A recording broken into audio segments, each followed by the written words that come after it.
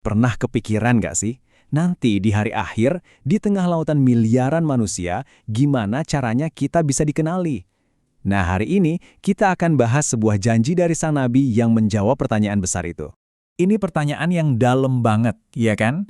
Coba bayangin, satu hari yang paling menentukan, di mana seluruh umat manusia, dari awal zaman sampai akhir, semuanya dikumpulin di satu tempat yang sama. Oke, untuk bisa benar-benar mereseti ceritanya, kita perlu bayangin dulu suasananya. Latar tempatnya adalah Padang Mahsyar, sebuah medan perkumpulan terakhir yang luar biasa besar. Ini terjadi cuma dalam satu hari, tapi ini bukan hari biasa. Ini adalah hari di mana waktu seakan berhenti dan nasib setiap orang akan ditentukan. Semuanya terjadi di satu tempat, sebuah dataran yang super luas, di mana semua orang dari setiap generasi akan berdiri bareng, menanti pengadilan, dan ya, benar-benar seluruh umat manusia, dari manusia pertama sampai yang paling terakhir, nggak ada satupun yang ketinggalan. Suasananya tuh pasti campur aduk.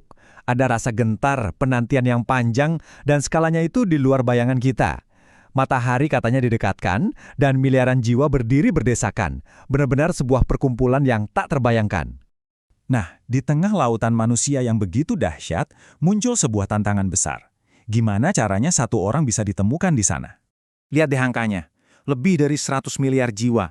Ini jadi sebuah pertanyaan monumental, khususnya bagi Nabi Muhammad. Pertanyaannya simpel tapi rumit.